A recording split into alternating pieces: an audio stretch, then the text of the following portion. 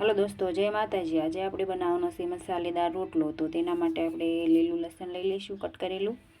ત્યારબાદ આપણે લીલી મેથી કટ કરી લેવાની છે। ત્યારબાદ આપણે લીલા ધાણા તમે તમારા મુજબ નાખી શકો છો, થોડા વધારે એમ। ત્યારબાદ આપણે 1 ચમચી આખું જીરું લેવાનું છે અને 1 ચમચી જેવી હળદર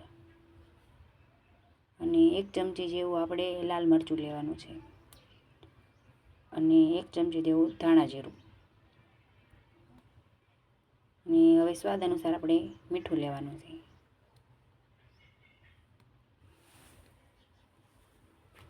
હવે આપણે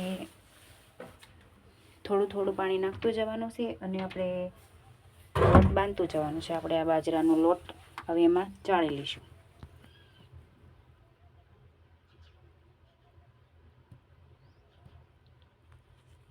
આ મસાલેદાર રોટલો સવારમાં નાસ્તામાં પણ તમે લઈ શકો છો ને તમને જ્યારે ભાવે ત્યારે તમે લઈ શકો છો। ચા રે દહીં સાથે કે ચટણી સાથે બહુ ટેસ્ટ લાગે છે। તો આપણે થોડું થોડું પાણી નાખી અને સરસ મજાનો મસળીને લોટ બાંધવાનો છે, કારણ કે આને સારો એવો મસળવી તો જ બાજરાનો રોટલો સારો એવો બને એમ, ટેસ્ટ એનો વધારે સારો આવે એમ।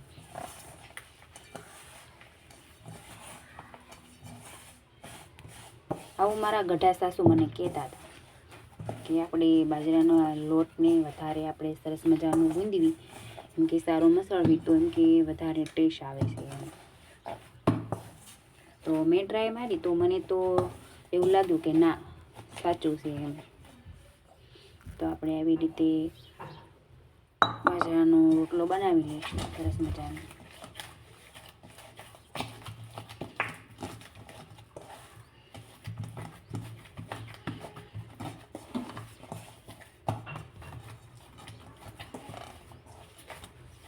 થોડી વાર લાગે પણ સારું આપણે એને મસળવી તો જ ટેસ્ટ સારો આવે એમ।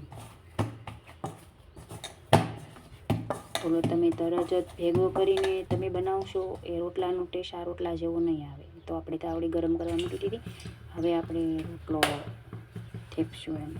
જો તમને એવી રીતે હાથમાં બનાવતા ના આવડતું, થેપીને ન આવડતું, તો તમે તાવડી આવડી ગઈ, તમે પાટલી ઉપર પણ થેપીને બનાવી શકો છો।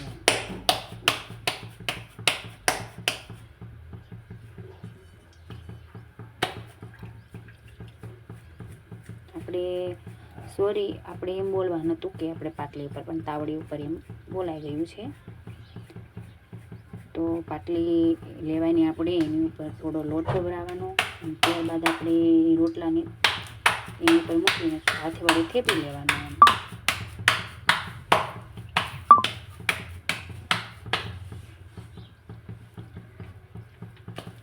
હું થોડોક કોરો લોટ લઈ અને હાથ ઉપર ચોપડી દઈશ કે આપણો રોટલો છે ને તાવડી હારે ચીપકે નહીં। જો આવી રીતે તો આપણે જો એક સાઈડ ચડી ગયો છે, આપણે ફેરવી લઈશું। આપણે બીજી સાઈડ આપણે સરસ કકડો બનવા દીધો છે કે આપણે ચા હારે, અમારે નાસ્તામાં ચા હારે સવારમાં ખાવાનો છે, એટલે મેં કકડો થયો। તમને ઓછો સડેલો ભાવતો હોય તો તમે એવી રીતે પણ બનાવી શકો છો। તો આપણે હવે એને ફરતો ફરતો સરસ મજાનું કટ કરી લઈશું એમ।